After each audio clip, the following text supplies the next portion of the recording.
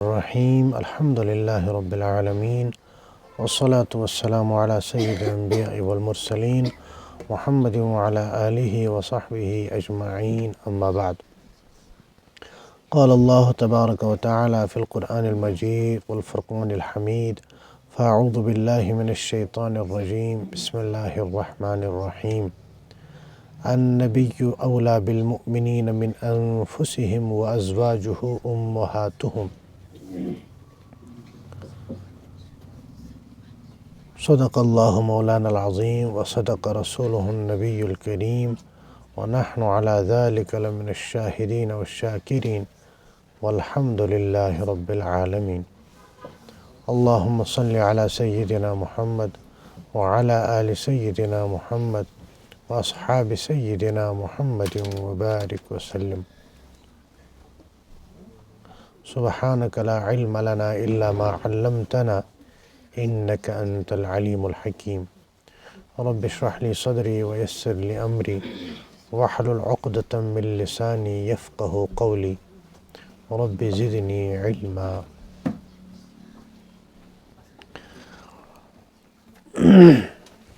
محترم سامعین کرام اور طلباء اعزام، کل کے سبق میں رسول اللہ صلی اللہ تعالیٰ علیہ وسلم کی ازواج مطہرات میں سے اکثر کا تذکرہ ہو چکا تھا۔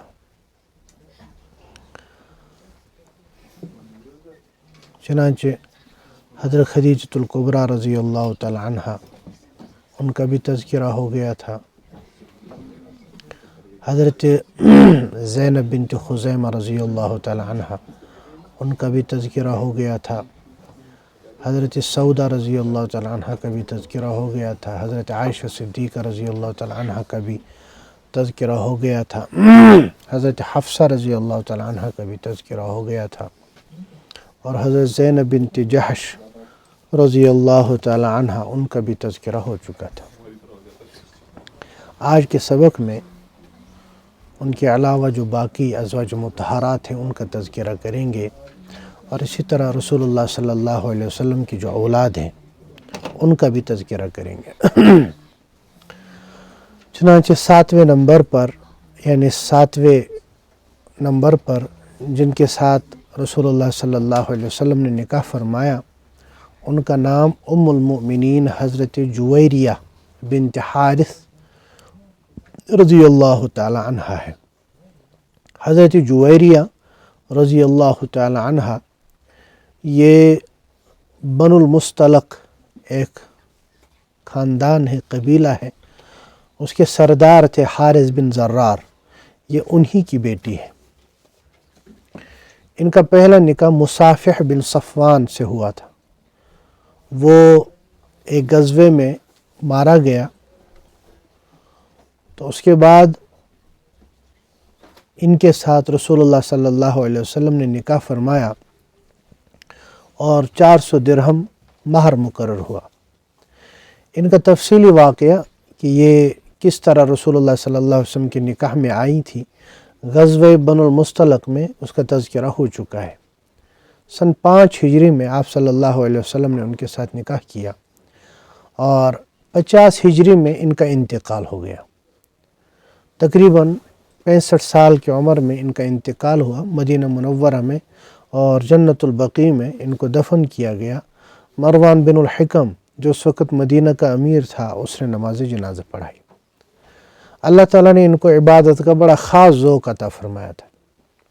انہوں نے اپنے گھر ہی میں ایک مسجد بنائی تھی جس کو آپ مصلی کہہ سکتے ہیں، بلکہ ہر عورت کو چاہیے کہ وہ اپنے گھر میں مصلی رکھے، بلکہ مردوں کو بھی کہ ہر گھر میں الگ ایک جگہ مخصوص رکھی جائے جہاں پہ نماز پڑھی جائے، اور اس جگہ کو ہر قسم کی غلط چیزوں سے، گندی چیزوں سے پاک رکھا جائے۔ تو ان کی مسجد جو گھر میں تھی، یہ وہاں پہ بیٹھ جایا کرتی تھی اور گھنٹوں وہیں پہ عبادت کرتی تھی۔ ان کی خود روایت ہے، وہ فرماتی ہیں ایک مرتبہ رسول اللہ صلی اللہ علیہ وسلم بالکل صبح میرے پاس تشریف لائے اور میں اپنی مسجد میں عبادت میں مشغول تھی۔ رسول اللہ صلی اللہ علیہ وسلم واپس چلے گئے اور تقریباً نصف النہار کے وقت، یعنی تقریباً کئی گھنٹوں بعد 4-5 گھنٹوں بعد پھر تشریف لائے اور میں ویسے ہی عبادت میں مشغول تھی۔ تو رسول اللہ صلی اللہ علیہ وسلم نے فرمایا کہ تم اس وقت سے اس وقت تک اسی حالت میں ہو؟ میں نے عرض کیا ہاں یا رسول اللہ صلی اللہ علیہ وسلم۔ تو رسول اللہ صلی اللہ علیہ وسلم نے فرمایا کہ میں اگر تمہیں کچھ کلمات بتاؤں کہ اگر آپ پڑھ لیں وہ صبح کے نماز کے بعد، تو جو اتنا ٹائم آپ نے ابھی تک عبادت میں گزارا ہے وہ کلمات اس سے بھی زیادہ وزن میں بڑھ جاتے ہیں۔ بلکہ یہ خود بھی فرمایا کہ میں خود بھی یہ پڑھتا ہوں۔ وہ کیا ہے؟ سبحان اللہ عدد خلقی، یہ 3 مرتبہ انسان پڑھے۔ سبحان اللہ رضا نفسی، یہ 3 مرتبہ پڑھے۔ سبحان اللہ زنت عرشی، یہ 3 مرتبہ پڑھے۔ اور سبحان اللہ مداد کلماتی، یہ 3 مرتبہ پڑھے۔ سارے کلمات اوراد فتحیہ میں بھی آئے ہیں۔ تو یہ کلمات ایسے ہیں کہ اگر انسان کو پڑھے تو کئی گھنٹے عبادت کرنے کا ثواب انسان کو ملتا ہے، اور کل میزان کے اندر ترازو میں یہ بہت بھاری ہوں گے۔ ان کے بعد 8ویں نمبر پر رسول اللہ صلی اللہ علیہ وسلم کا نکاح جن سے ہوا، ان کا نام ہے ام المؤمنین حضرت ام حبیبہ بنت ابی سفیان رضی اللہ تعالی عنہما۔ ان کا نام اصل رملہ تھا، اور ام حبیبہ ان کی کنیت تھی۔ ان کی ایک بیٹی تھی حبیبہ، رسول اللہ صلی اللہ علیہ وسلم سے پہلے شوہر جو تھے ان کی، جو مکہ کے سردار تھے ابو سفیان بن حرب، جنہوں نے بعد میں اسلام قبول کیا اور بہت بڑے مشہور سرداروں میں سے تھے، تو یہ انہی کی بیٹی تھی۔ ابو سفیان نے تو اخیر زمانے میں یعنی فتح مکہ کے موقع پر اسلام قبول کیا، لیکن ام حبیبہ نے بہت پہلے اسلام قبول کیا تھا، یعنی مکی دور میں ہی انہوں نے اسلام قبول کیا تھا۔ ان کے شوہر تھے عبید اللہ بن جحش، یہ بھی ابتدا میں مسلمان تھے۔ عبید اللہ بن جحش یہ بھی مسلمان تھے، اور چونکہ مکہ میں بڑی سختیاں تھیں، اس لیے رسول اللہ صلی اللہ علیہ وسلم نے ان کو بھی ہجرت کا حکم فرمایا، تو ان دونوں نے بھی ہجرت کی حبشہ کی طرف۔ ایک لڑکی ان کی انہی سے عبید اللہ سے پیدا ہوئی تھی، اس کا نام تھا حبیبہ، اسی کی بنیاد پر ان کا نام ام حبیبہ یعنی کنیت رکھی گئی۔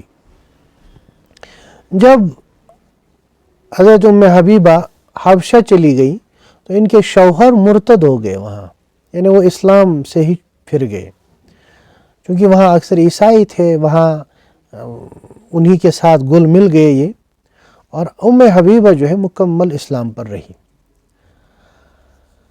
تو انہوں نے خواب بھی دیکھا تھا، بڑا بھیانک خواب انہوں نے دیکھا، یہ گھبرا گئیں، اگلے دن اپنے شوہر سے کہا لیکن اس نے سنا نہیں، اسی حالت میں وہ مر گیا۔ ان کے کچھ دن بعد انہوں نے خواب میں دیکھا کہ کوئی شخص انہیں ام المؤمنین کہہ رہا ہے۔ ام المؤمنین مطلب مومنوں کی ماں۔ کہتی ہے میں گھبرا گئی، اور جو یہ عدت ختم ہو گئی تو رسول اللہ صلی اللہ علیہ وسلم کی طرف سے پیغام نکاح پہنچا۔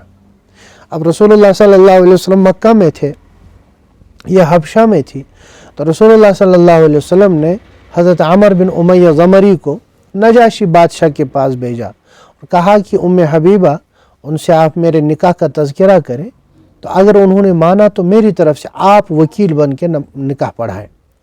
تو نجاشی اس نے اپنی خادمہ ابرہ کو بھیجا، تو ام حبیبہ نے جو ہی یہ سنا تو اس نے کہا کہ مجھے منظور ہے، اور انہوں نے اپنی طرف سے خالد بن سعید بن العاص رضی اللہ تعالی عنہ کو اپنا وکیل مقرر کیا۔ اور چونکہ یہ عظیم خوشخبری تھی کہ رسول اللہ صلی اللہ علیہ وسلم نکاح فرمانا چاہتے ہیں، تو اس لیے جو کچھ ان کے پاس تھا، ہاتھوں میں کنگن تھے اور پازیب تھی، اور اسی طرح سے انگلیوں کے جو چھلے والے تھے، وہ سب اٹھا کے اسی خادمہ کو دے دیے خوشی میں۔ نجاشی جو بادشاہ تھا اس نے حضرت جعفر رسول اللہ صلی اللہ علیہ وسلم کے چچا زاد بھائی اور باقی مسلمانوں کو جمع کیا، اور اس کے بعد خطبہ دیا، اور خطبہ دینے کے بعد ان کا نکاح جو ہے رسول اللہ صلی اللہ علیہ وسلم سے کر دیا۔ اور خالد بن سعید جو ام حبیبہ کے وکیل تھے، انہوں نے واپس جو ہے ایجاب قبول کیا۔ 400 دینار مہر مقرر ہوا۔ اب دیکھیں گے کہ اکثر ازواج مطہرات کا نکاح جب ہوا ہے تو مہر 400 درہم رکھا گیا تھا یا 500 درہم. آج کے زمانے میں جس کو آپ مہر فاطمی کہتے ہیں 1 لاکھ کے قریب تقریباً بنتا ہے. لیکن یہ واحد نکاح ہے جس میں 400 دینار مہر طے ہوا. تقریباً آج کے زمانے میں 10-12 لاکھ روپے بنتے ہیں. لیکن یہ سارا مہر نجاشی نے خود دیا، رسول اللہ صلی اللہ علیہ وسلم نے نہیں دیا. جب نکاح ہو گیا تو نجاشی نے پھر تمام لوگوں کو، جو بھی وہاں پہ لوگ تھے، جو بھی آئے تھے، ان تمام کو ولیمہ بھی کھلایا، دعوت بھی کھلائی. اب جب یہ فارغ ہو گئے تو یہ جو خادمہ تھی ابرہ، نجاشی نے ان کو ان کے پاس بھیجا تھا. تو یہ ابرہ حضرت ام حبیبہ کے پاس آئی تو انہوں نے پھر 50 دینار اور دے دیے.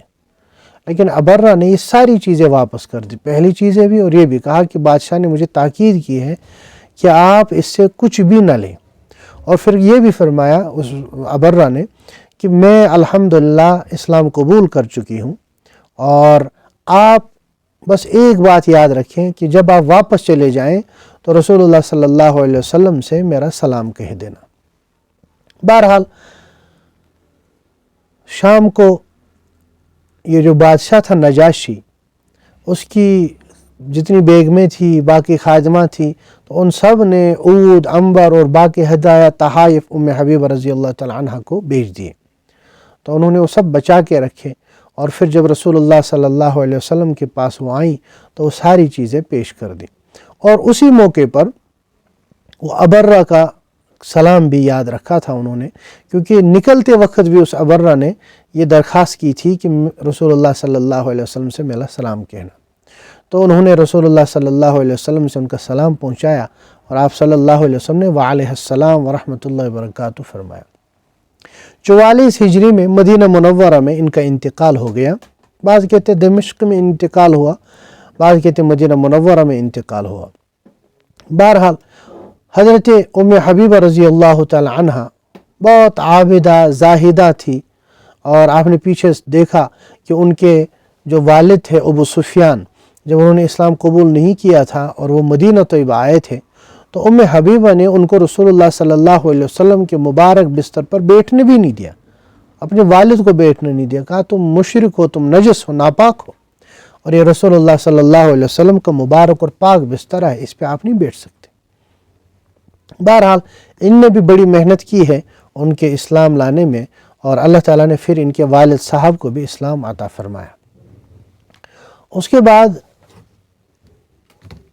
رسول اللہ صلی اللہ علیہ وسلم نے جو نکاح کیا وہ حضرت ام المؤمنین حضرت صفیہ بنت حوی بن اخطب رضی اللہ تعالی عنہ سے. حضرت صفیہ بنو نذیر کے جو سردار تھے، حوی بن اخطب، ان کی بیٹی تھی. یہ ان کا سلسلہ نسب حضرت موسیٰ علیہ السلام کے بھائی حضرت ہارون بن عمران علیہ السلام سے جا کر ملتا ہے. ان کا پہلا نکاح سلام بن مشکم قرظی سے ہوا تھا، انہوں نے طلاق دی. اس کے بعد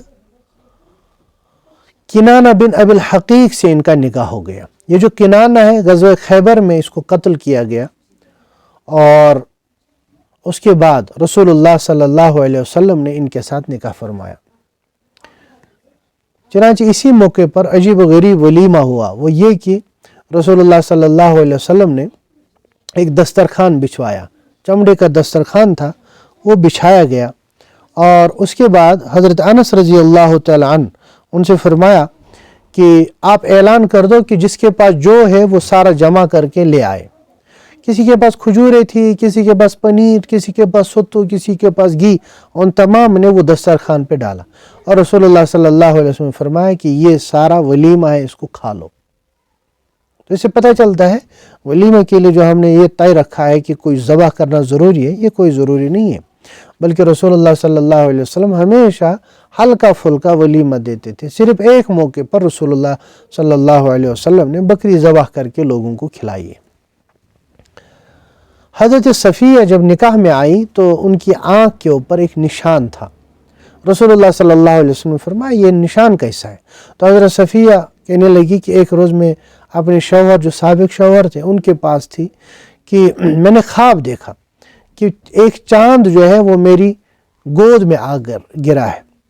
اس کا جو شوہر تھا کنانہ بن ابی الحقیق وہ یہودیوں کا بڑا عالم تھا. کہتے ہیں میں نے یہ خواب اپنے شوہر سے بیان کیا تو اس نے زور سے ایک تماچا مارا اور کہا تو مدینے کے بادشاہ کی تمنا کرتی ہے، یعنی تجھے یہ تمنا ہے کہ رسول اللہ صلی اللہ علیہ وسلم سے تیرا نکاح ہو جائے.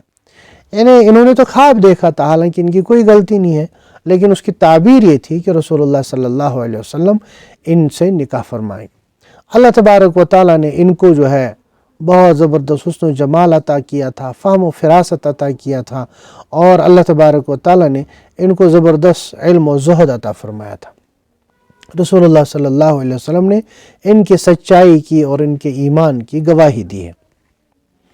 چنانچہ بعض اوقات ان کو باقی ازواج مطہرات تھوڑا چڑھایا کرتی تھی کہ یہودیوں میں سے ہے، تو رسول اللہ صلی اللہ علیہ وسلم نے ان سے فرمایا تھا کہ آپ یہ کہہ دیا کرو کہ تمہاری جو بھی نسبتیں ہیں کسی کے رسول اللہ صلی اللہ علیہ وسلم سے رشتہ داری ہیں، لیکن میرے والد صاحب یعنی میرے خاندان میں جو اوپر ہے دادا وہ تو حضرت ہارون علیہ السلام ہے، اور میرے چچا یعنی خاندانی چچا حضرت موسیٰ علیہ السلام، اور میرے شوہر حضرت محمد صلی اللہ علیہ وسلم ہے. یعنی ایسی فضیلت اور کسی کو نہیں ہے. بہرحال حضرت صفیہ رضی اللہ تعالی عنہ ان کا انتقال 50 ہجری میں ہوا. 50 ہجری میں یعنی ہجرت کے 50ویں سال میں جنت البقیع میں پھر ان کو دفن کیا گیا. اس کے بعد آپ صلی اللہ علیہ وسلم کا نکاح جو ہے وہ ام المؤمنین حضرت میمونہ بنت حارث رضی اللہ تعالی عنہ سے ہوا. یہ آخری زوج مطہرہ ہے جن کے ساتھ آپ صلی اللہ علیہ وسلم نے نکاح فرمایا. سن 7 ہجری میں جب آپ صلی اللہ علیہ وسلم حدیبیہ کا عمرہ قضا کرنے کے ارادے سے مکہ تشریف لائے تھے تو اس وقت رسول اللہ صلی اللہ علیہ وسلم کے نکاح میں آئی تھی. اس کا بھی واقعہ وہاں پہ بتایا تھا کہ ان کی جو بہن تھی بڑی بہن وہ حضرت عباس رضی اللہ تعالیٰ عنہ کی اہلیہ تھی جن کو ام الفضل کہا جاتا تھا. یہ ان کی چھوٹی بہن تھی. ان کا نکاح ابو روحم بن عبد العزیٰ سے تھا، اس کا انتقال ہو گیا. اب یہ مسلمان تھی اور یہ جو ہے مکہ میں تنہا تھی، ان کے پاس اور کوئی نہیں تھا، اور ساتھ میں ان کی جو ہے اولاد بھی تھی. تو رسول اللہ صلی اللہ علیہ وسلم اور حضرت عباس رضی اللہ تعالیٰ عنہ نے آپس میں مشورہ کر کے پھر یہ نکاح طے کروایا تھا. بہرحال رسول اللہ صلی اللہ علیہ وسلم نے پیغام نکاح بھیجا. حضرت عباس رضی اللہ تعالیٰ عنہ حضرت میمونہ کی طرف سے وکیل بنے، اور ایک جگہ ہے صرف وہاں پہ نکاح ہوا. چنانچہ رسول اللہ صلی اللہ علیہ وسلم نے صرف میں ان سے نکاح کیا، وہیں ان کی رخصتی ہوئی، اور بعض روایات سے معلوم ہوتا ہے کہ اسی صرف میں ان کا انتقال ہو گیا. یعنی وہ جگہ ہے مکہ کے پاس میں، وہیں ان کا انتقال ہوا. 51 ہجری میں یعنی 51 ہجری میں ان کا انتقال ہوتا ہے، اور وہیں پہ ان کو دفن کیا گیا. اور ان کے جو بھانجے تھے حضرت عبداللہ بن عباس رضی اللہ تعالیٰ انہوں نے نماز جنازہ پڑھائی. یہ رسول اللہ صلی اللہ علیہ وسلم کی آخری زوج مطہرہ ہے جن کا تذکرہ کیا گیا تھا. یہ تقریباً جو ہے کل 11 زوج مطہرہ آتی ہیں، ان کا تذکرہ کیا گیا. ان کے علاوہ جو ہے 2 عورتیں ایسی ہیں جن سے رسول اللہ صلی اللہ علیہ وسلم نے نکاح تو کیا لیکن ان سے رخصتی نہیں ہوئی، اس لیے ان کو ازواج مطہرات میں شمار نہیں کیا گیا. اور بھی کچھ ہے. بہرحال اس کے بعد رسول اللہ صلی اللہ علیہ وسلم کی مبارک اولاد، رسول اللہ صلی اللہ علیہ وسلم کی اولاد میں یاد رکھنا چاہیے کہ 3 بیٹے اور 4 بیٹیاں ہیں. 3 صاحبزادے اور 4 صاحبزادیاں ہیں. یہ جو 3 بیٹے ہیں، ایک کا نام ہے قاسم، دوسرے کا نام ہے عبداللہ. ان کو طیب اور ان کو طاہر بھی کہا جاتا تھا، اور تیسرے ابراہیم. یہ جو پہلے 2 ہیں قاسم اور عبداللہ، یہ حضرت خدیجۃ الکبریٰ رضی اللہ تعالی عنہ سے پیدا ہوئے. اور اسی طرح سے 4 جو بیٹیاں ہیں حضرت سیدہ زینب، حضرت سیدنا رقیہ، حضرت ام کلثوم، حضرت فاطمۃ الزہرا رضی اللہ تعالی عنہن اجمعین. یہ جو 4 صاحبزادیاں ہیں یہ بھی حضرت خدیجہ رضی اللہ تعالی عنہ سے پیدا ہوئی. چنانچہ سب سے بڑے ان میں جو تھے وہ حضرت قاسم تھے. یعنی آپ کی اولاد میں جو سب سے پہلے پیدا ہوئے وہ حضرت قاسم ہے، اور یہ نبوت سے پہلے ہی پیدا ہو گئے تھے۔ حضرت خدیجہ رضی اللہ تعالی عنہ سے نکاح آپ کا 25 سال کی عمر میں ہوا تھا، تو اس کے فوراً بعد 2 سال یا 3 سال بعد ان کی پیدائش ہوئی تھی۔ اسی وجہ سے آپ صلی اللہ علیہ وسلم کو ابو القاسم کہا جاتا ہے، کنیت ابو القاسم یعنی قاسم کے باپ۔ 2 سال زندہ رہے، اس کے بعد ان کا انتقال ہوا۔ بعض روایات سے پتہ چلتا ہے کہ اتنے بڑے ہو گئے تھے کہ یہ گھوڑے پہ بیٹھ سکتے تھے، یعنی 7-8 سال کے ہو گئے تھے۔ بہرحال دونوں قسم کی روایتیں، لیکن بچپن ہی میں بہرحال ان کا انتقال ہوا، اسی وجہ سے آپ صلی اللہ علیہ وسلم کو ابو القاسم کہا جاتا ہے۔ دوسرے نمبر پہ حضرت سیدہ زینب رضی اللہ تعالی عنہ پیدا ہوئی۔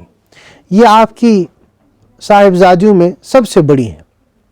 بعثت سے یعنی نبوت سے 10 سال پہلے یہ پیدا ہوئی اور اسلام بھی لائی، اور اس کے بعد جو ہے ان کے خالہ زاد بھائی تھے حضرت ابو العاص بن ربیع رضی اللہ تعالیٰ عنہ، ان سے ان کا نکاح ہوا۔ ان کی ہجرت کا تفصیلی واقعہ جو ہے جنگ بدر کے بعد میں آیا تھا کہ ان کے جو شوہر تھے ابو العاص، یہ بھی جنگ بدر میں قید ہو گئے تھے، اور پھر جو ہے ان کے چھڑانے کے سلسلے میں حضرت زینب نے حضرت خدیجۃ الکبریٰ رضی اللہ تعالیٰ عنہ کا ایک ہار بھیجا تھا فدیے کے طور پر۔ پھر جب رسول اللہ صلی اللہ علیہ وسلم کے پاس پہنچا تو رسول اللہ صلی اللہ علیہ وسلم کو بہت دکھ ہوا اور پھر ان کو چھوڑ دیا گیا۔ بہرحال تو حضرت ابو العاص رضی اللہ تعالیٰ عنہ، ان نے بعد میں اسلام قبول کیا، تو یہ جو حضرت ابو العاص رضی اللہ تعالیٰ عنہ، یہ بعض روایتوں کے مطابق ان کا انتقال تو بہت بعد میں ہوا، البتہ حضرت زینب سے ان کی ایک لڑکی اور ایک لڑکا تھا۔ لڑکے کا نام تھا علی اور لڑکی کا نام تھا امامہ۔ علی جو ہے وہ بچپن ہی میں انتقال کر گئے، یعنی شاید پیدائش کے فوراً بعد۔ البتہ یہ جو امامہ ہے، رسول اللہ صلی اللہ علیہ وسلم سے ان سے بہت پیار محبت کرتے تھے، اور آپ سے مانوس بھی تھی۔ آپ نے سنا ہوگا رسول اللہ صلی اللہ علیہ وسلم بعض اوقات نماز میں ہوتے تھے تو ایک بچی آتی تھی، آپ صلی اللہ علیہ وسلم ان کو اپنے جو ہے مونڈے مبارک پر یعنی کندھوں پر رکھتے تھے اور پھر ان کو اتارتے تھے سجدے کے بعد پھر سے چڑھاتے تھے۔ تو یہ وہی امامہ ہے جو رسول اللہ صلی اللہ علیہ وسلم کی نواسی ہے اور رسول اللہ صلی اللہ علیہ وسلم کے لخت جگر حضرت سیدہ زینب کی بیٹی ہیں۔ تو یہ جو رسول اللہ صلی اللہ علیہ وسلم کی بیٹی ہے حضرت زینب رضی اللہ تعالی عنہ، ان کا 8 ہجری میں انتقال ہو گیا، یعنی رسول اللہ صلی اللہ علیہ وسلم ہی کی زندگی میں۔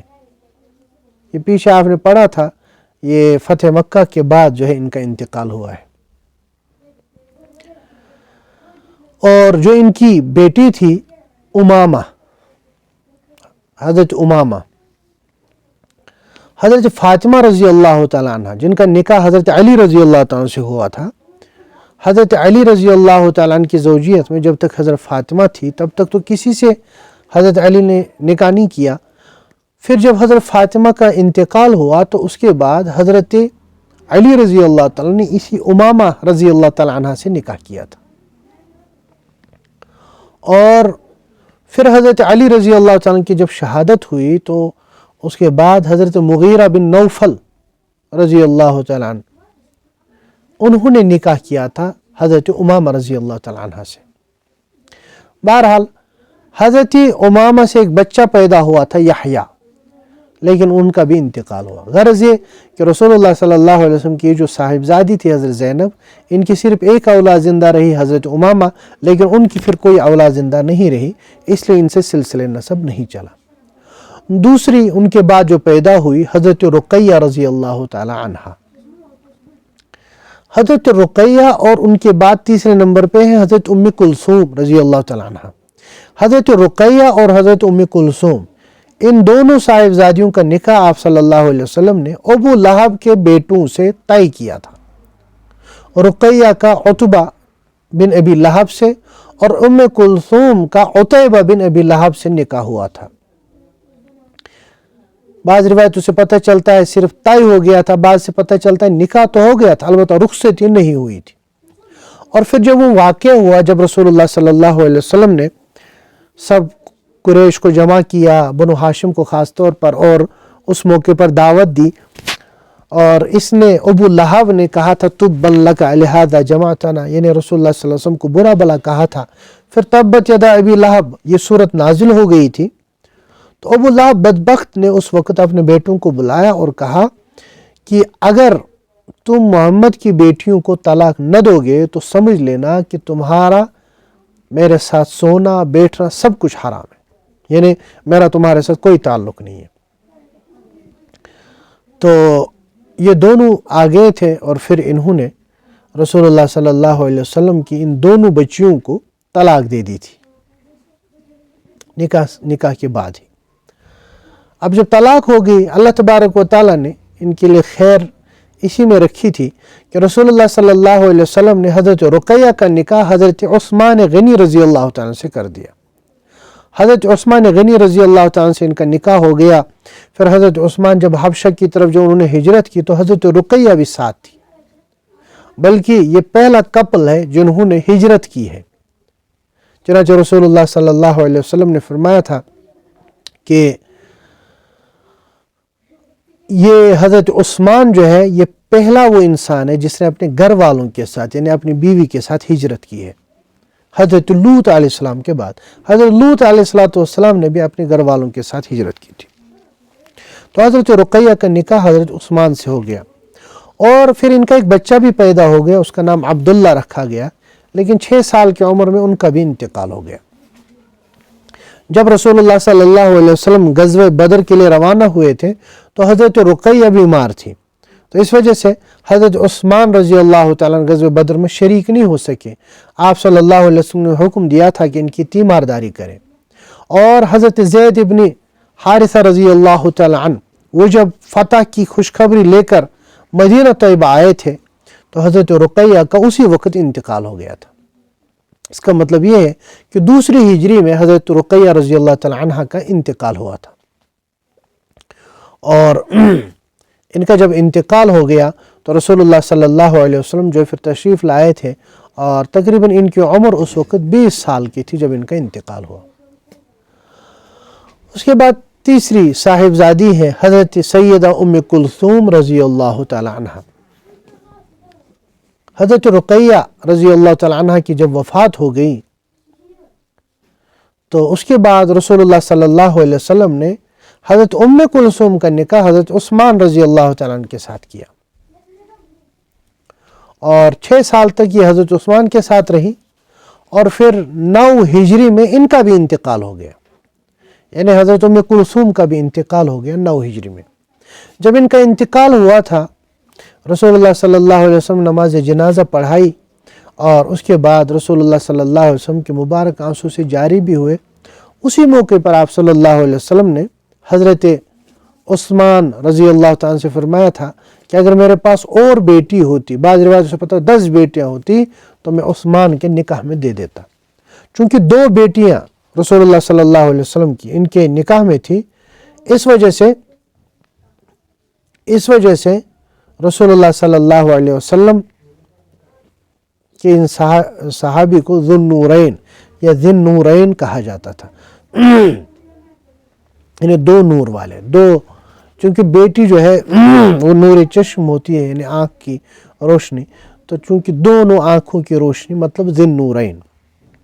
بہرحال حضرت ام کلثوم رضی اللہ تعالی عنہ چونکہ وہ پہلے ابو لہب کے بیٹے عتیبہ سے ان کا نکاح ہوا تھا، اور پھر انہوں نے طلاق بھی دے دی تھی، عتبہ نے بھی طلاق دی تھی اور عتیبہ نے بھی طلاق دی، لیکن یہ جو عتیبہ تھا یہ آیا رسول اللہ صلی اللہ علیہ وسلم کے پاس، اور رسول اللہ صلی اللہ علیہ وسلم کو برا بلا کہا، اور برا بلا کہنے کے بعد رسول اللہ صلی اللہ علیہ وسلم پر بعض روایت کے مطابق حملہ کیا، اور آپ صلی اللہ علیہ وسلم کا مبارک جو پیراہن تھا، جو رسول اللہ صلی اللہ علیہ وسلم کو جبہ مبارک تھا، اس کو چاک بھی کیا۔ بہت سخت ایک تو اس بدبخت نے رسول اللہ صلی اللہ علیہ وسلم کو برا بلا کہا اور بیٹی کو طلاق دی اور پیراہن مبارک بھی چاک کیا، تو رسول اللہ صلی اللہ علیہ وسلم نے ان کے لیے بد دعا کی تھی، عتیبہ کے لیے، اور دعا کیا کہ اللہ سلط علیہ کلبا من کلاب، کہ اللہ اپنے درندوں میں سے کوئی درندہ اس پر مسلط فرما۔ ایک مرتبہ یہ قریش کے تجارتی قافلے کے ساتھ شام کی طرف گیا، زر کا ایک جگہ تھی، وہاں پہ رکا۔ ابو لہب اس کا باپ اور عتیبہ دونوں اس قافلے میں تھے۔ رات کے وقت ایک شیر آیا اور اس کی چنگاڑ سنی گئی تو یہ ڈرا، لوگوں نے سارا کچھ سامان اس کے ارد گرد رکھا اور اس کے اندر رکھا۔ تو شیر آیا اور شیر آنے کے بعد ایک ایک کو سونگھتا جاتا اور اس کا چہرہ دیکھتا اور سونگھتا رات کو۔ تو جب عتیبہ کے پاس آیا تو اس نے اپنا سر چھپا لیا، لیکن عتیبہ جو ہے جب اسے سر چھپا لیا تو پھر اس کے بعد وہ کہاں گیا کچھ پتہ نہیں، یعنی وہ جو شیر آیا اس شیر نے اس کو جو ہے اٹھا کے لے گیا اور چیر پھاڑ، اس کی لاش بھی نہیں ملی، کیونکہ رسول اللہ صلی اللہ علیہ وسلم کو بہت سخت تکلیف دی تھی۔ بہرحال حضرت ام کلثوم رضی اللہ تعالی عنہ، ان کا نکاح بعد میں حضرت سیدنا عثمان غنی رضی اللہ تعالی عنہ سے ہوا۔ اس کے بعد آپ کی آخری صاحبزادی اور سب سے لاڈلی صاحبزادی حضرت سیدہ فاطمۃ الزہرا رضی اللہ تعالی عنہ، نام تو فاطمہ تھا، زہرا اور بطول یہ دو آپ کے لقب تھے، یعنی آپ کو فاطمہ بطول بھی کہا جاتا تھا، فاطمۃ الزہرا بھی کہا جاتا تھا۔ بطول یہ تبتل سے نکلا، اس کا مطلب ہوتا ہے یعنی جس کو اللہ تبارک و تعالیٰ نے تمام عورتوں سے منقطع فرما کر اللہ تبارک و تعالیٰ نے اعلیٰ کمال عبادت میں عطا کیا ہو، چنانچہ ان کو کسی سے کوئی غرض نہیں ہوتی تھی، بس صرف اللہ تبارک و تعالیٰ کی دھن اور دھیان میں لگی رہتی تھی۔ اور زہرا کا مطلب یہ ہے، زہرا روشن اور چمکدار کو کہتے ہیں۔ اللہ تبارک و تعالیٰ نے ان کا دل بڑا مصفہ اور مجلہ بنایا تھا، اللہ تعالیٰ نے ان کو چمکتا ہوا دل جو ہے عطا فرمایا تھا، اس لیے ان کو زہرا کہا جاتا ہے۔ بہرحال حضرت سیدہ فاطمۃ الزہرا رضی اللہ تعالی عنہ یہ بعثت سے پہلے یعنی نبوت سے پہلے ہی یہ پیدا ہو گئی تھی، اور اس کے بعد اللہ تبارک و تعالیٰ نے ان کا نکاح طے فرمایا تھا حضرت سیدنا علی المرتضی رضی اللہ تعالیٰ عنہ سے۔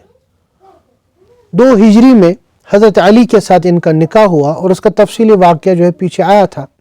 حضرت فاطمہ کی عمر اس وقت 15 سال تھی یا 15.5 سال، اور حضرت علی رضی اللہ تعالیٰ کی 19 سال۔ تو یہ جو ہے حضرت فاطمہ رضی اللہ تعالی عنہ، ان کے نکاح کی وہ ساری تفصیل پیچھے گزر چکی۔ ان کے 5 اولاد تھی، 5 بچے ان کے تھے، 3 لڑکے تھے اور 2 لڑکیاں تھیں۔ 3 لڑکے حضرت حسن، حضرت حسین اور حضرت محسن۔ یہ تیسرے والے بیٹے جو ہے یہ مشہور نہیں ہے کیونکہ ان کا بچپن ہی میں انتقال ہو گیا تھا۔ اور 2 بیٹیاں تھیں، ام کلثوم اور زینب، یعنی اپنی بہنوں کا بھی یہی نام تھا اور اپنی بیٹیوں کا بھی یہی نام رکھا، ام کلثوم اور زینب۔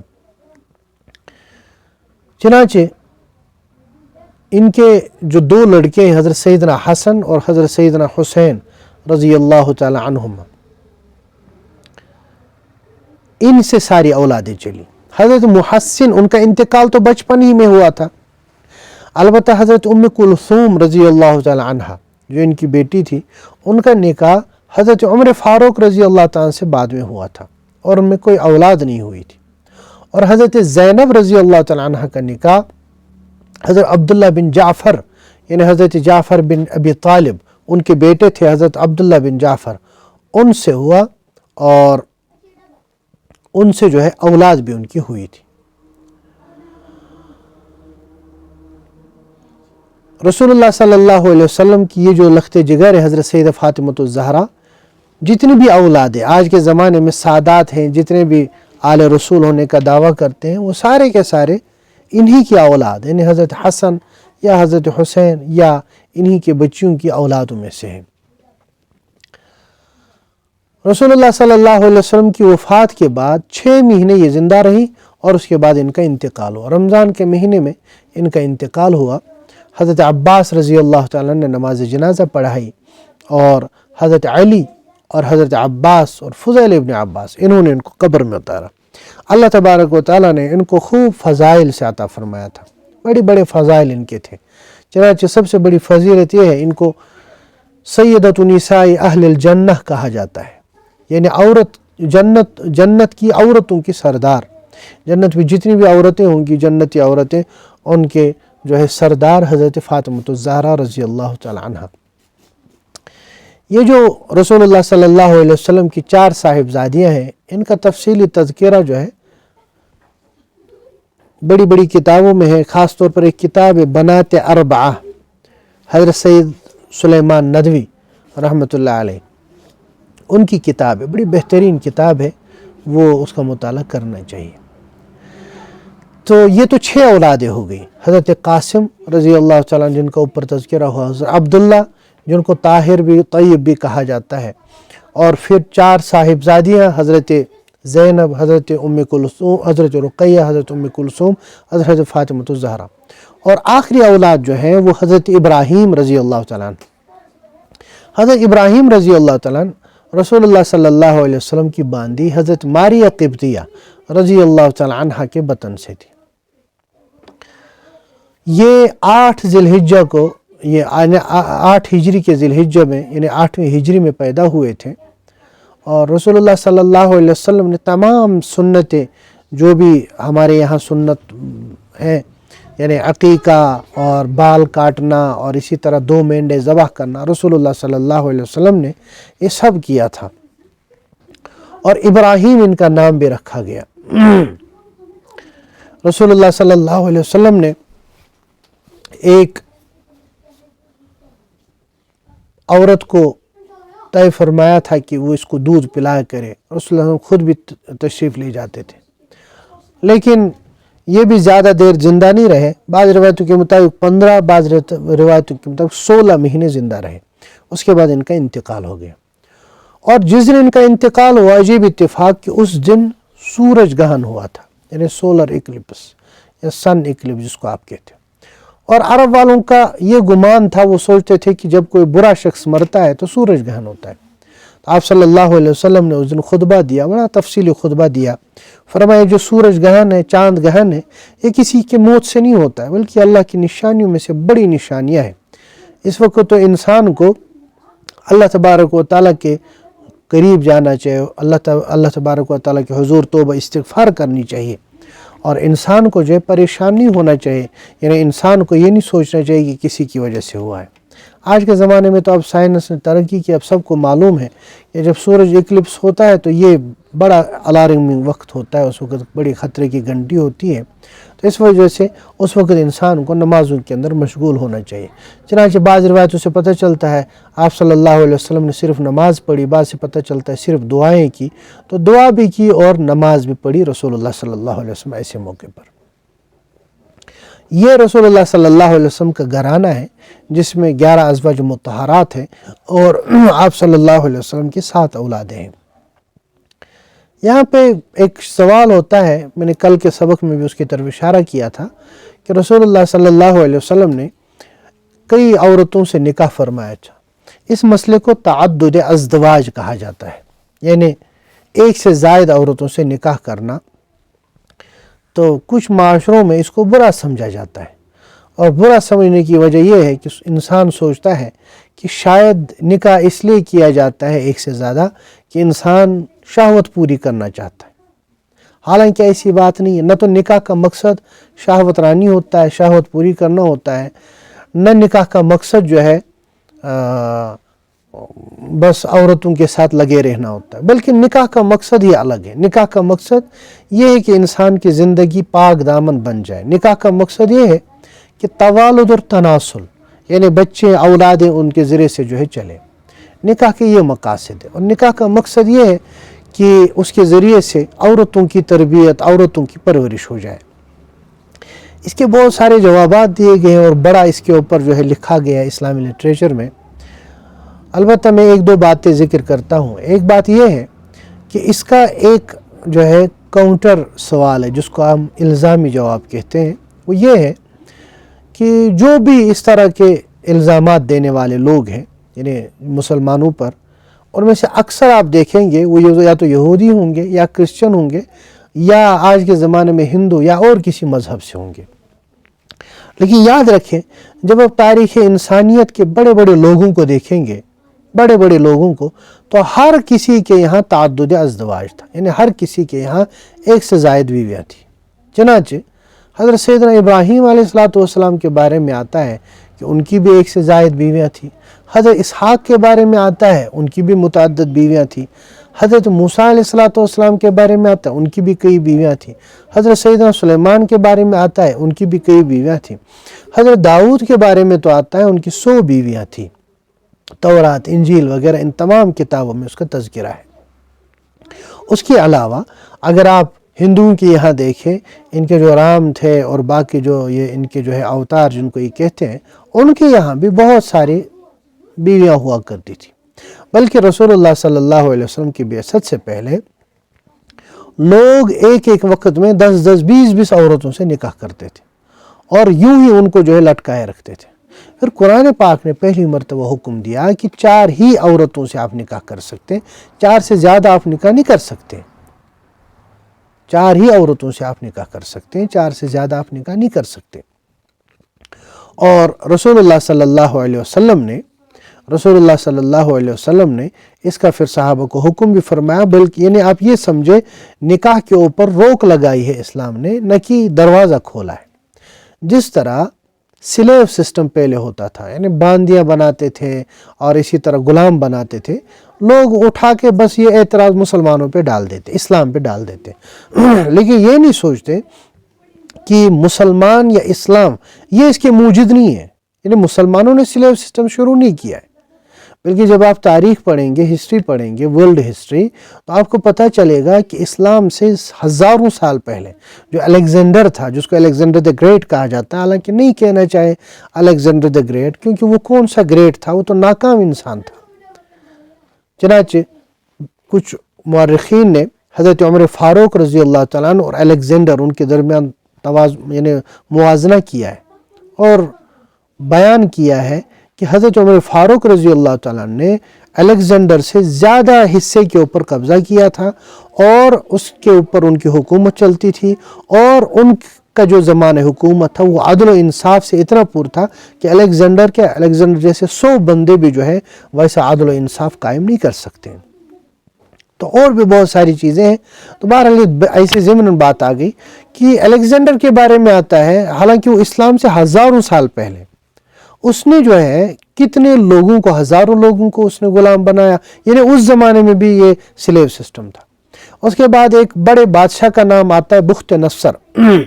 بخت نصر جو ہے وہ تقریباً حضرت سیدنا عیسیٰ علیہ السلام سے بھی 1500 سال پہلے کا بادشاہ ہے، یعنی رسول اللہ صلی اللہ علیہ وسلم سے 2000 سال پہلے کا بادشاہ۔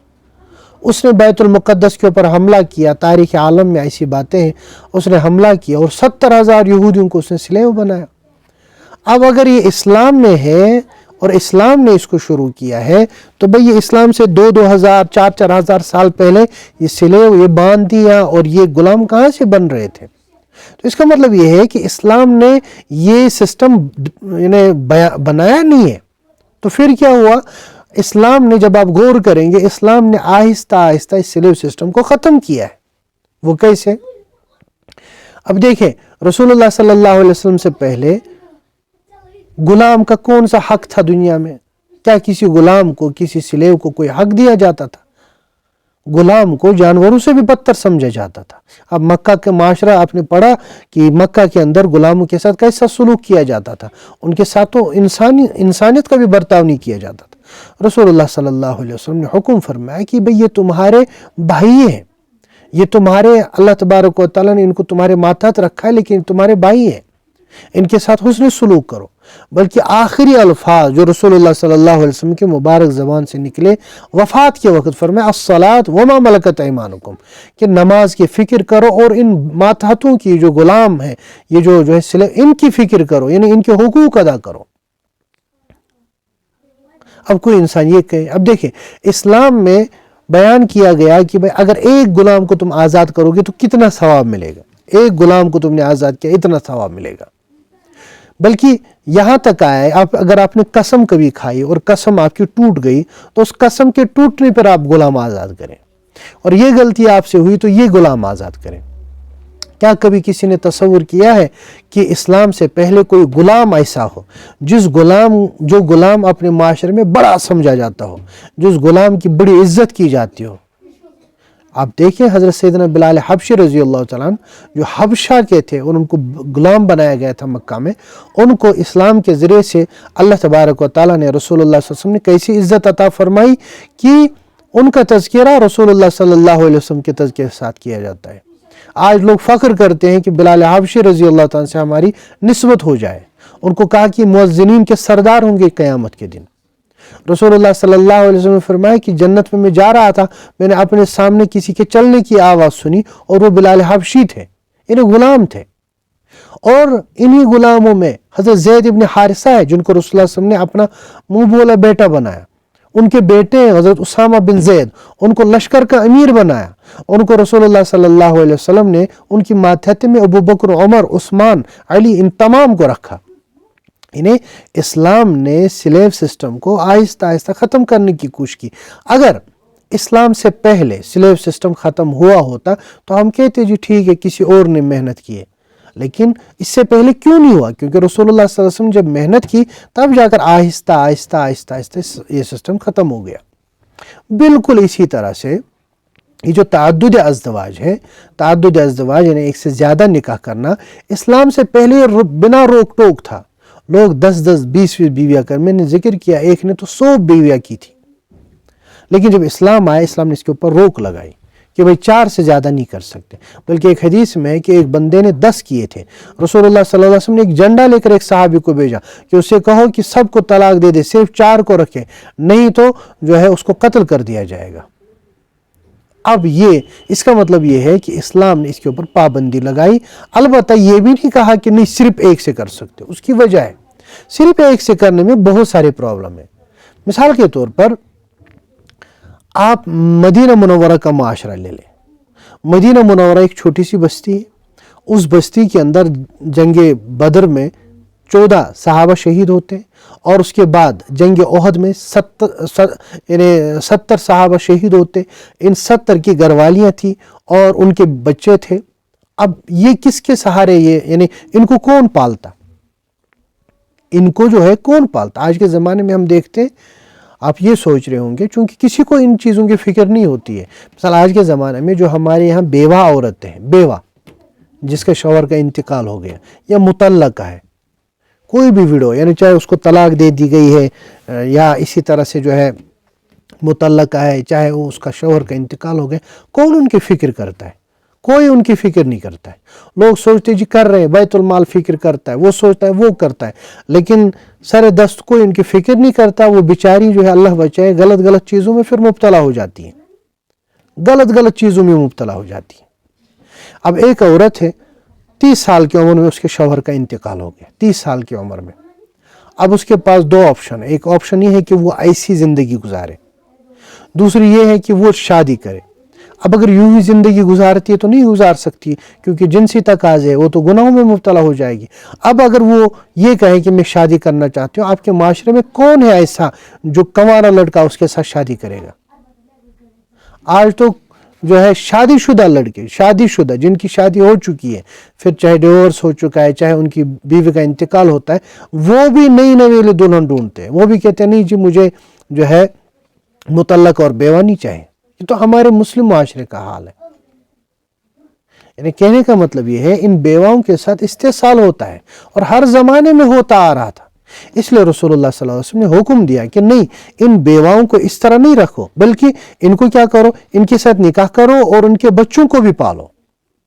چنانچہ حضرت ام سلمہ رضی اللہ تعالی عنہ جب ان کے شوہر کا انتقال ہو گیا تھا تو رسول اللہ صلی اللہ علیہ وسلم عدت کے بعد ان کو پیغام نکاح بھیجا کہ میں آپ سے نکاح کرنا چاہتا ہوں، تو انہوں نے یہی کہا تھا، ایک تو میری عمر بہت کافی ہے، اور دوسرا یہ کہ اگر میں شادی کروں گی میرے ساتھ میرے بچے، تو رسول اللہ صلی اللہ علیہ وسلم نے اس وقت کیا فرمایا تھا کہ تمہارا عیال میرا عیال ہے، تمہارا عیال میرا عیال ہے، یعنی تمہارے عیال کی فکر میں کروں گا۔ تو انہوں نے قبول کیا۔ یعنی اگر آج کے زمانے میں بھی آپ کسی بیوہ سے کہتے ہیں کہ آپ کا خیال میں رکھوں گا، آپ کے جو بچے ان کا خیال میں رکھوں گا، تو کون نکاح نہیں کر سکتا؟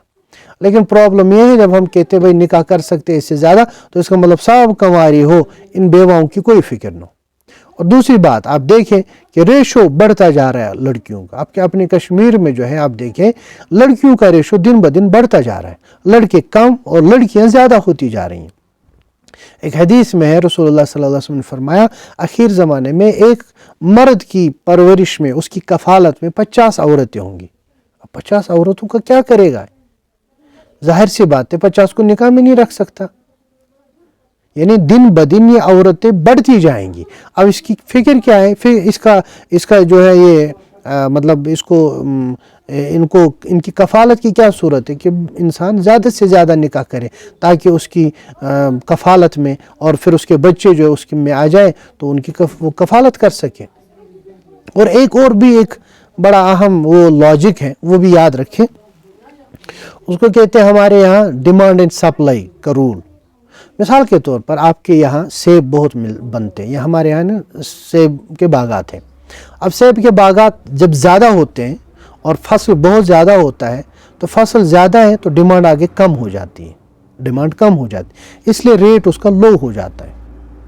اب دیکھیں گے جس سال زیادہ سیب نکلے اس سال جو ہے ایک پیٹی 200 300 400 کی ہو جاتی ہے، اور جس سال آپ کے پاس مال کم ہوتا ہے تو اس سال ڈیمانڈ بڑھ جاتی ہے۔ اس سال جو ہے چونکہ سپلائی کم ہے لہٰذا ڈیمانڈ بہت ہے۔ تو ہمارے معاشرے میں لڑکیاں چونکہ بہت زیادہ ہیں، لڑکے کم ہیں، اس وجہ سے لڑکیاں یعنی ان کی سپلائی زیادہ ہے لیکن ڈیمانڈ بہت کم ہے۔ اس وجہ سے آپ دیکھیں گے ہمارے معاشرے میں اللہ حفاظت فرمائے آہستہ آہستہ لڑکیاں 30-35 سال، کبھی کبھی اس سے بھی اوپر 38 سال کی لڑکیاں ہو جاتی ہیں لیکن کوئی ان سے نکاح کرنے والا نہیں ہوتا۔ 25 سال سے انسان رشتہ تلاش کرنا شروع کرتا ہے، کبھی کبھی 38 سال میں بھی نکاح نہیں ہو جاتا ہے۔ کیوں؟ کیونکہ وہ لڑکیاں بہت ہیں، یہ نہیں پسند آئی کسی اور کو، وہ نہیں تو کسی اور کو۔ اب اگر تعدد ازواج ہو جائیں یعنی بندے جو ہے ایک سے زیادہ شادی کرنے لگے، اس سے کیا ہوگا؟ لڑکیاں کم ہو جائیں گی اور چونکہ سپلائی کم ہو جائے گی تو ڈیمانڈ بڑھے گی، اس میں تو لڑکیوں کا فائدہ، عورتوں کا فائدہ ہے۔ تو یہ جو ہے اسلام کا ایک لاجک ہے، یعنی اسلام یہ چاہتا ہے کہ عورت ایسی نہ بیٹھی رہے۔ کیوں؟ اگر یہ چاہے غیر شادی شدہ ہے، اس کی عصمت، اس کی عزت کے اوپر خطرہ ہے۔ اور یہ تو ابھی لوگ سب باتیں کریں گے، لیکن وہ عورتیں جن کی عمر 35-38 سال ہو چکی ہے بغیر شادی کے، ان کے دل کی کیفیت صرف وہ جانتی ہے یا ہم علماء جانتے ہیں، کیونکہ وہ ہمارے پاس بیان کرتے کہ ہمارے حالات کیا ہیں۔ یا اسی طرح بیوہ عورتیں، ان کے حالات کیا ہیں، مطلقہ عورتیں، ان کے حالات کیا ہیں، یہ وہ جانتی ہے یا علماء کو معلوم ہے، کیونکہ وہ ان کے پاس مسائل پوچھتے ہیں کہ ہمارے ساتھ یہ ہے۔ مثال 25 سال 30 سال کی عمر میں کسی کے شوہر کا انتقال ہو گیا یا کسی کو طلاق ہو گیا، آپ تو صرف نکاح سے زیادہ ہمارے یہاں طلاقیں ہوتی ہیں، وہ کیا کرے گی عمر بھر؟ وہ لڑکی، اس کے ساتھ کون شادی کرے گا؟ یا تو کنواری لڑکیاں ایسی بیٹھی پڑی ہیں، ان کے ساتھ کون نکاح کرے گا؟ تو یہ جو آج کے زمانے میں پروپیگنڈا پھیلایا جاتا ہے کہ اسلام میں ایک سے زیادہ نکاحوں کی اجازت ہے، ایک سے زیادہ نکاح، یہ تو خیر ہے، اس میں تو اچھائی ہے اگر انسان جو ہے اس پہ غور کرے۔ ایک ہوتا ہے جو مادر پدر آزاد، یعنی بغیر کسی ذہن سے، بغیر کسی دماغ لگائے یوں ہی چلتا رہے، اس کے لیے تو پھر اللہ بچائے جو ہے اور بھی یہ مسائل ہیں۔ اب آپ دیکھیں ہم پر اعتراض کرتے یورپ والے، مثلا یورپ والے کرتے ہیں اعتراض، اور اسی طرح باقی وہ لوگ جن کے یہاں کوئی سویلائزیشن ہے ہی نہیں، جن کے یہاں تہذیب کے نام پر وہ جو ہے خود دبا ہے، ان کے یہاں اللہ بچائے ایسے قوانین بنتے ہیں کہ آپ عورتیں ایک دوسرے سے شادی کر سکتی ہیں، عورت جو ہے کتے سے شادی کر سکتی ہے، عورت جو ہے یعنی بہن بھائی شادی کر سکتے ہیں۔ ایسے گنونے، ایسے گندے جو ہے ان کے یہاں قوانین بن رہے ہیں، اور وہ ہمیں تہذیب کا سبق سکھا رہے ہیں جن کے خاندان کا کوئی پتہ نہیں۔ یورپ کے خاندانوں کو چیک کرو، امریکہ کے خاندانوں کو چیک کرو، کہیں خاندان، کوئی معاشرت آپ کو نہیں ملے گی، اور وہ ہمیں جو ہے خاندانی باتیں سکھا رہے ہیں۔ یہ سارا کا سارا دھوکہ ہے۔ جس طرح آج کے زمانے میں یہ انٹرنیٹ ہے، جس طرح آج کے زمانے میں آپ کو جو ہے دکھایا کچھ جا رہا ہے اور پیچھے کچھ ہوتا ہے۔ مثال آپ کی جو ایکٹر اور ایکٹریس ہوتے ہیں یا آپ کے جو ایکٹر اور ایکٹریس ہوتے ہیں ان کی لائف اندر سے کیا ختم ہو چکی ہوتی ہے، ڈرگز کر کر کے گندے گندے کاموں میں مبتلا ہو کے یہ تباہ ہو چکے ہوتے ہیں۔ لیکن جب آپ کے پاس آتے ہیں، بہت جو بناؤ سنگار کر کے آتے ہیں، بہت ٹپ ٹاپ کر کے آتے ہیں، اور لگتا ہے کہ یار یہ کتنے خوش ہیں، لیکن ان کی نجی زندگی میں جا کے دیکھو یہی حال ان معترضین کا، ان اعتراض کرنے والوں کا ہے۔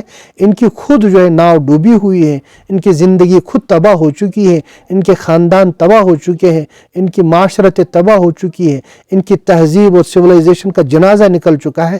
اب یہ چاہتے کہ مسلمانوں کے ساتھ بھی ایسا ہو، یہ چاہتے کہ مسلمانوں کے ساتھ بھی ایسے حالات آ جائیں، تو اس وجہ سے یہ فتنے برپا کرتے رہتے ہیں۔ اچھا جی، اب یہ جب آپ نے سنا، اب یہ رسول اللہ صلی اللہ علیہ وسلم کے اوپر بعض اوقات لوگ اعتراض کرتے ہیں کہ رسول اللہ صلی اللہ علیہ وسلم نے اتنی یاد رکھنا چاہیے رسول اللہ صلی اللہ علیہ وسلم نے بھرپور جوانی میں، جب نکاح کی سخت ضرورت ہوتی، 25 سال کی عمر میں ایک بیوہ سے شادی کی، 40 سال کی عورت سے رسول اللہ صلی اللہ علیہ وسلم چاہتے تو کیا وہ کنواری لڑکی سب سے خوبصورت لڑکی سے نہیں کر سکتے؟ آپ نے سیرت طیبہ پڑھی، مکہ والے آئے تھے اور انہیں پیشکش کی تھی کہ آپ جس سے چاہیں نکاح کرنا، سب سے خوبصورت لڑکی ہم آپ کو دے دیں گے، آپ چاہیں جتنا مال ہم آپ کو دے دیں گے، آپ کو ہم پورے مکہ کی بادشاہت دے دیں گے، لیکن آپ اس نبوت کو چھوڑ دیجئے۔ اگر رسول اللہ صلی اللہ علیہ وسلم کو اس کی ضرورت ہوتی، اگر رسول اللہ صلی اللہ علیہ وسلم کو لڑکیوں کی چاہت ہوتی تو بڑی جوانی میں کرتے نا، لیکن رسول اللہ صلی اللہ علیہ وسلم نے نہیں کیا۔ 25 سال کی عمر میں ایک بیوہ سے شادی کی، اس کو بھی دو مردوں کی وہ بیوہ تھی، اس سے شادی کی، پوری زندگی اسی کے ساتھ گزاری۔ رسول اللہ صلی اللہ علیہ وسلم نے 50 سال کی عمر تک اسی سے جو ہے نباہ کیا، یعنی انہی کے ساتھ جو ہے نباہ کیا۔ اس کے بعد جب ان کا انتقال ہوا، اس کے بعد حضرت سودا سے نکاح کیا۔ حضرت سودا سے اس لیے نکاح کیا کیونکہ گھر میں بچیاں تھیں، گھر میں یہ تھیں، اولادیں تھیں، ان کو کون سنبھالتا۔ اور اسی طرح پھر اس کے بعد حضرت عائشہ صدیقہ رضی اللہ تعالی عنہ سے نکاح کیا، اور اس کے بعد جو جس سے نکاح کیا اس کی کوئی خاص وجہ تھی۔ مثال کے طور پر حضرت سیدہ عائشہ صدیقہ سے نکاح کیا، اس کی وجہ یہ ہے کہ ویسی ذہین لڑکی، ویسی سمجھدار عورت کوئی نہیں تھی اس زمانے میں۔ آپ نے پیچھے پڑھا کہ اتنا علم اللہ نے ان کو عطا کیا تھا، اتنا فہم و فراست عطا کیا تھا۔ حضرت عمر فاروق جیسی شخصیت جن کے یہاں سب عقل مند جو ہے فیل ہو جاتے تھے، وہ بھی کبھی کبھار حضرت عائشہ صدیقہ سے حدیث نقل کرتے ہیں، کبھی کبھی رسول اللہ صلی اللہ علیہ وسلم کے احوال پوچھتے تھے۔ یعنی اتنا اللہ تعالیٰ نے ان کو صرف اس لیے رسول اللہ صلی اللہ علیہ وسلم کی زوجیت میں لایا تھا تاکہ چھوٹی سے چھوٹی بات، بڑی سے بڑی بات یہ نقل کریں۔ اب دیکھیں، پیغمبر صلی اللہ علیہ وسلم کی ذات جو ہوتی ہے، پیغمبر کی ذات وہ نمونہ ہوتی ہے۔ آپ نے پیچھے پڑھا تھا لَقَدْ كَانَ لَكُمْ فِي رَسُولِ اللَّهِ أُسْوَةٌ حَسَنَةٌ، یعنی رسول اللہ صلی اللہ علیہ وسلم ہمارے لیے بہترین نمونہ ہے۔ اب نمونہ کیا صرف ظاہری زندگی میں، جو پرائیویٹ لائف ہے اس میں کون نمونہ ہے؟ اس میں بھی پروفٹ صلی اللہ علیہ وسلم نمونہ ہے۔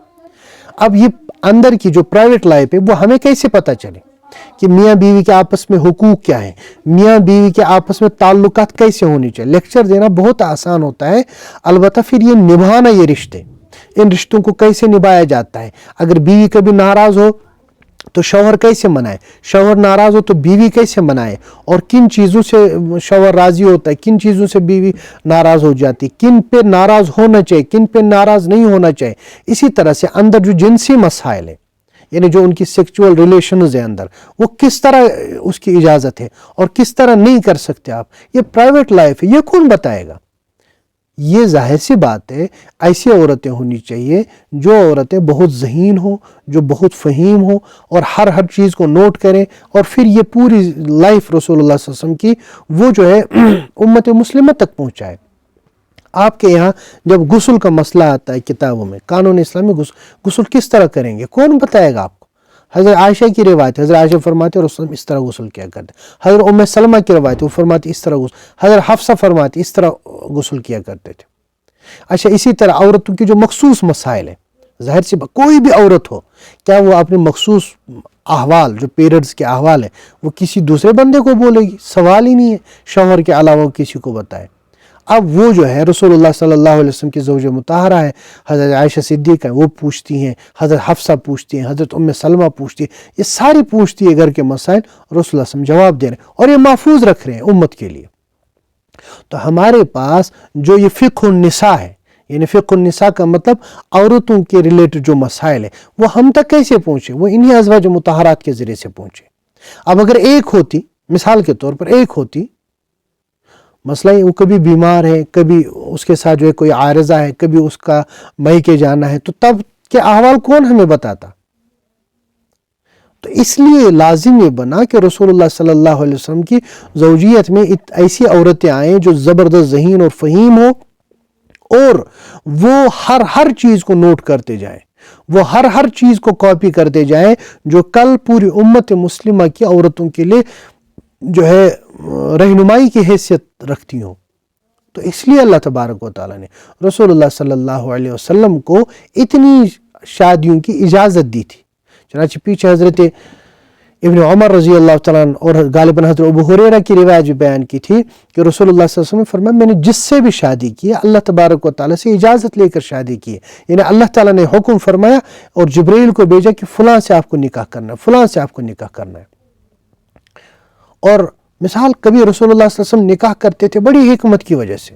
ابھی مثال آپ دیکھیں حضرت زینب بنت جحش رضی اللہ تعالیٰ عنہ، ان کے ساتھ نکاح کیا تھا۔ کیوں نکاح کیا تھا؟ خاندان کا بڑا مسئلہ ہو گیا تھا۔ حضرت زید بن حارثہ رضی اللہ تعالیٰ عنہ کا مسئلہ ہو گیا تھا، وہ منہ بولے جو بیٹے تھے۔ اب وہ منہ بولے بیٹے کا مسئلہ حل کرنا تھا، رسول اللہ صلی اللہ علیہ وسلم کے علاوہ کوئی ذات ایسی نہیں تھی جو اس مسئلے کو حل کر سکے۔ عرب والے اس کو تسلیم ہی نہیں کرتے اور سوچتے چلو کوئی ایک مسئلہ۔ جب رسول اللہ صلی اللہ علیہ وسلم کے خود کے گھر کے اندر ایسا مسئلہ ہوا، اللہ تعالیٰ نے خود فرمایا کہ میں نے آپ کا نکاح جو ہے حضرت زینب سے پڑھا دیا ہے۔ اب آپ کیا اللہ کو کوسیں گے؟ یا تو پہلے انسان کو مسلمان بننا ہی نہیں ہے، مسلمان بننا ہے پھر تو انسان کو جو ہے یہ سب چیزیں ماننی ہے، اس پہ اعتراض ہی نہیں ہونا چاہیے انسان کو۔ اب حضرت زینب رضی اللہ تعالی عنہ کے ساتھ جب نکاح کیا، اس موقع پر جتنے مسائل ہمارے سامنے آئے، وہ فقہ اسلامی کا جو اتنا بڑا لٹریچر بنا، وہ تو اس لیے بنا کہ نکاح ہوا، نکاح نہیں ہوتا تو نہیں بنتا۔ حضرت صفیہ رضی اللہ تعالی عنہ جو یہودی بڑے عالم جو تھے، کنانہ بن ابی الحقیق، جس کا جو مر گیا تھا یعنی قتل کیا گیا تھا، اس کی بیوی ہے رسول اللہ صلی اللہ علیہ وسلم۔ اب دیکھیں بڑا سردار ہے حوی بن اخطب، یعنی یہودیوں کا سب سے بڑا سردار، اور سب سے بڑا عالم ہے کنانہ، اس ایک کی بیٹی ہے اور دوسرے کی بیوی ہے۔ اب بتاؤ اس سے کون شادی کرتا؟ کیا یہ اچھا تھا کہ اس کو کسی ایک ایسے بندے کے حوالے کر دیا جاتا جو عام معاشرے میں؟ رسول اللہ صلی اللہ علیہ وسلم نے اپنے نکاح میں لایا، اس سے کیا ہوا؟ اس سے جو یہودی خاندان تھے ان کو پتہ چلا نہیں، رسول اللہ صلی اللہ علیہ وسلم کی ہماری بھی عزت ہے کہ انہوں نے ہمیں جو ہے دامادی رشتہ دیا ہے، یعنی ہمارے اب دامادی رشتے والے ہو گئے، یعنی سسرالی رشتہ۔ اب اس میں سے بہت ساروں نے پھر اسلام قبول کیا۔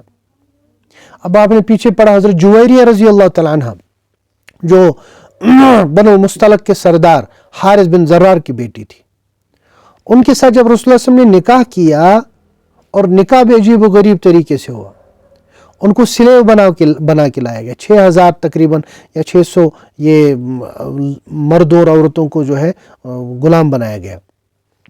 اب اس میں یہ بھی تھی، اب جب اس میں یہ تھی تو ان کو جن کے یہ حصے میں آئی تھی انہوں نے کہا بھائی مجھے اتنے پیسے دے دو میں تمہیں آزاد کروں گا۔ یہ رسول اللہ صلی اللہ علیہ وسلم کے پاس گئی، رسول اللہ صلی اللہ علیہ وسلم نے فرمایا ٹھیک ہے میں تمہاری طرف سے دوں گا۔ اب رسول اللہ صلی اللہ علیہ وسلم نے ادا کر دیا، ادا کرنے کے بعد یہ آزاد ہو گئی۔ اب آزاد ہونے کے بعد ان کا والد آتا ہے حارث، وہ کہتا ہے کہ میں اتنے اونٹ دوں گا تو ان کو آپ آزاد کریں۔ انہوں نے کہا میں نے تو آزاد کر دیا ہے۔ بیٹی سے پوچھا، بیٹی نے کہا میں نہیں جاؤں گا، میں یہی رہوں گی۔ اب بتاؤ رسول اللہ صلی اللہ علیہ وسلم نے کوئی جادو تو نہیں کیا تھا۔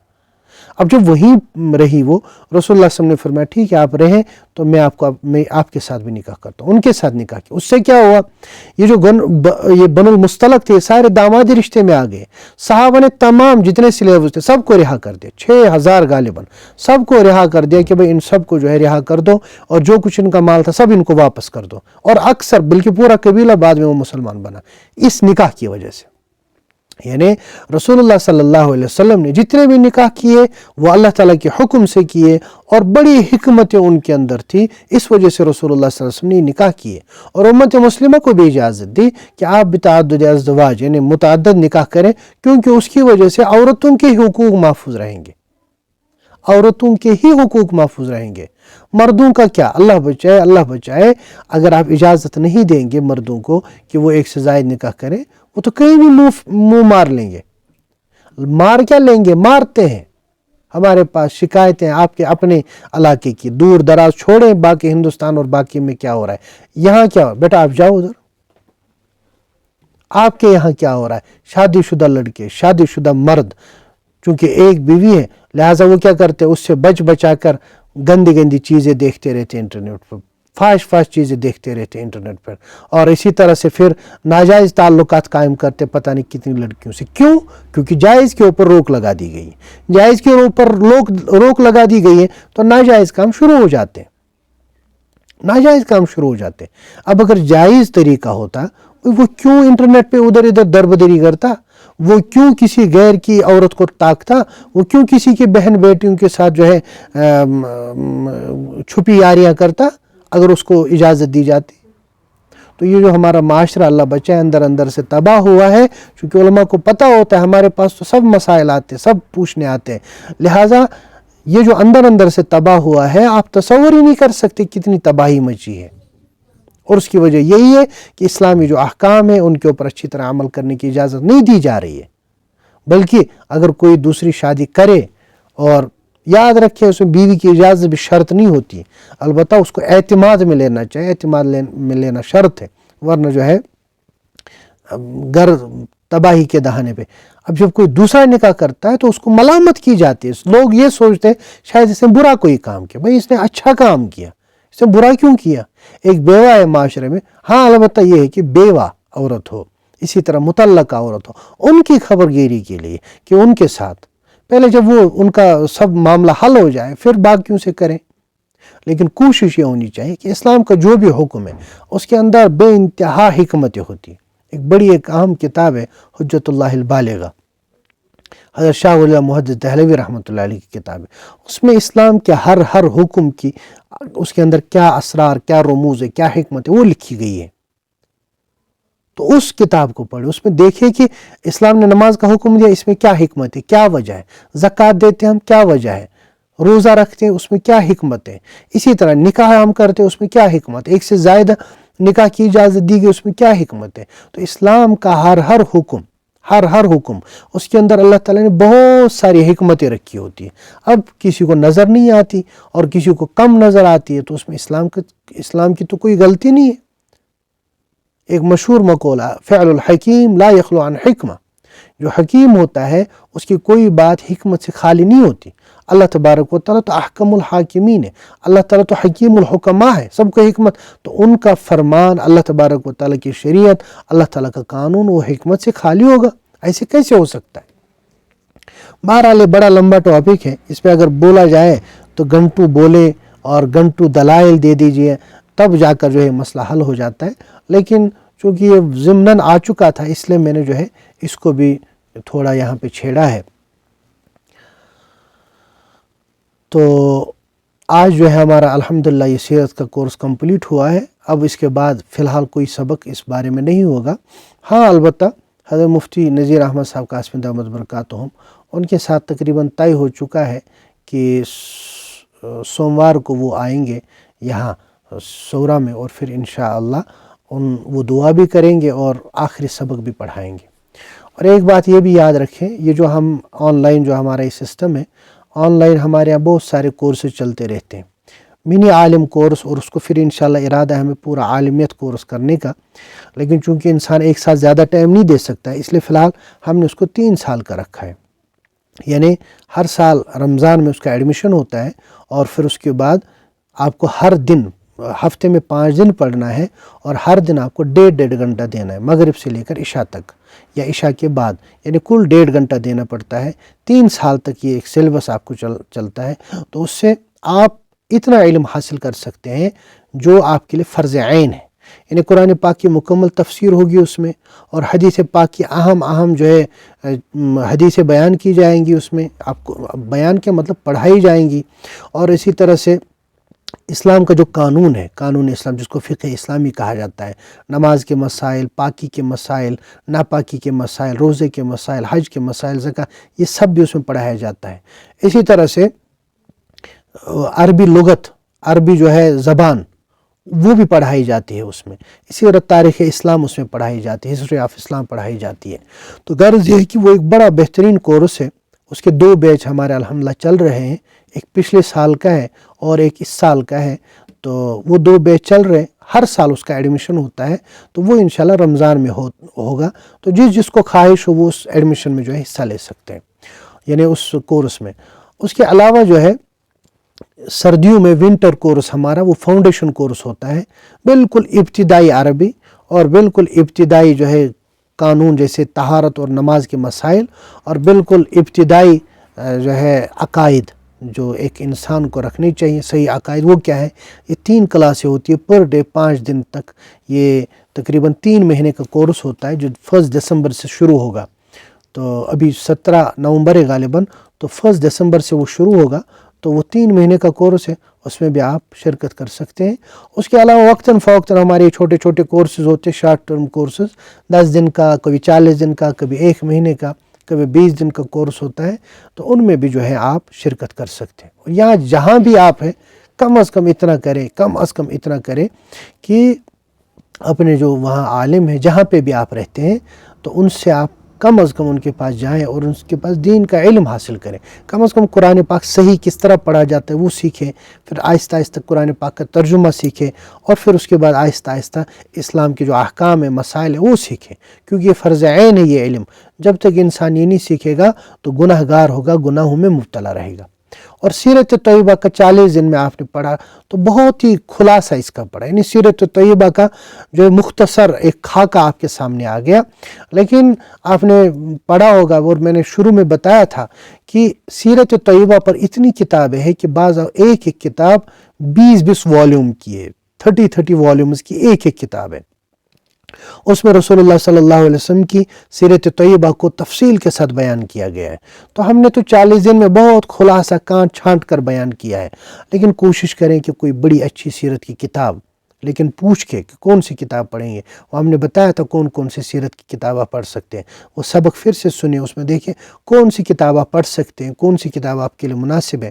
اردو میں پڑھیں، عربی میں پڑھیں، انگریزی میں پڑھیں، یا کشمیری میں پڑھیں، گجری زبان میں پڑھیں، پنجابی میں پڑھیں، ہر زبان میں سیرت کی کتابیں، لیکن کم از کم سیرت طیبہ کو پڑھیں، تاکہ اس سے آپ کے اندر جو ہے رسول اللہ صلی اللہ علیہ وسلم کی محبت، رسول اللہ صلی اللہ علیہ وسلم کی عظمت، اور رسول اللہ صلی اللہ علیہ وسلم کے نقش قدم پر چلنے کی جو ہے آپ کو تڑپ ہو۔ تو اس لیے سیرت طیبہ کا بھی مطالعہ کریں۔ اللہ تعالی ہمارے یہ کورس کو قبول فرمائے، اور جو کچھ ہم نے اس میں پڑھا یا سنا یا سنایا، اللہ تبارک و تعالیٰ اس کو اپنے فضل سے قبول فرمائے، اور اللہ تبارک و تعالیٰ سیرت طیبہ پر عمل کرنے کی توفیق عطا فرمائے، اور ہمیشہ ہمیں دین کے اوپر استقامت عطا فرمائے، دین کے اوپر جو ہے جماع عطا فرمائے اور ثابت قدم فرمائے، اور اللہ تبارک و تعالیٰ ایمان کی موت، کلمے والی موت ہمیں نصیب فرمائے۔ اللہ تبارک و تعالیٰ ایمان پر ہمیشہ ہمیں ثابت قدم رکھے، پڑھنے والوں کو بھی، پڑھانے والوں کو بھی، اور باقی انتظام کرنے والوں کو بھی۔ وآخر دعوانا ان الحمدللہ رب العالمین۔ اور ایک گزارش یہ بھی ہے کہ ہمیں اپنی دعاؤں میں یاد رکھا کریں، اور اسی طرح سے ہماری جو اکیڈمی ہے بالکل ابھی ابتدائی مرحلے میں، اس کو بھی دعاؤں میں یاد رکھیں، اور ہمارے یہاں مدرسہ بھی ایک چلتا ہے، اس کو بھی یاد رکھیں، یہاں کے اساتذہ طلبہ کو بھی یاد رکھیں کہ اللہ تعالیٰ ان کو سب کو اپنی بارگاہ میں قبول فرمائے، اور دین کا علم، دین کا کام، دین کی محنت اللہ تعالیٰ ان سے کروائے اور قبولیت عطا فرمائے۔ اور اس کے ساتھ ساتھ یہ بھی کہ ہماری طرف سے کبھی کوئی کوتاہی ہوئی ہو، تکلیف ہوئی ہو کسی بھی طرح کی، یا ہمارے کسی ساتھی کی طرف سے کوئی تکلیف ہوئی ہو، تو اس کے لیے ہم معذرت خواہ ہیں، آپ سے معافی بھی مانگتے ہیں، اور مزید یہ بھی گزارش ہے کہ کسی بھی طرح کا کوئی علمی مسئلہ ہو تو جو آپ کے ساتھی ہیں، جو گروپ میں ایڈمن ہیں، آپ ان سے پوچھ سکتے ہیں، اور کوئی بھی مسئلہ یا کوئی بھی آپ کی طرف سے رائے ہو تو آپ ان سے شیئر کر سکتے ہیں کورس کے بارے میں، اور اگلے کورسوں کے بارے میں بھی آپ شیئر کر سکتے ہیں۔ باقی کسی سے کوتاہی ہوئی ہو ہماری طرف سے تو اس کے لیے ہم معذرت خواہ ہیں اور ہم معافی مانگتے ہیں اس کے لیے۔ امید ہے آپ لوگ بھی معاف کریں گے اور ضرور دعاؤں میں یاد رکھیں گے، ہم بھی انشاءاللہ آپ کو دعاؤں میں یاد رکھیں گے، آپ بھی دعاؤں میں یاد رکھیں۔ اللہ تبارک و تعالی ہم سب کا حامی و ناصر ہو۔ السلام علیکم ورحمۃ اللہ وبرکاتہ۔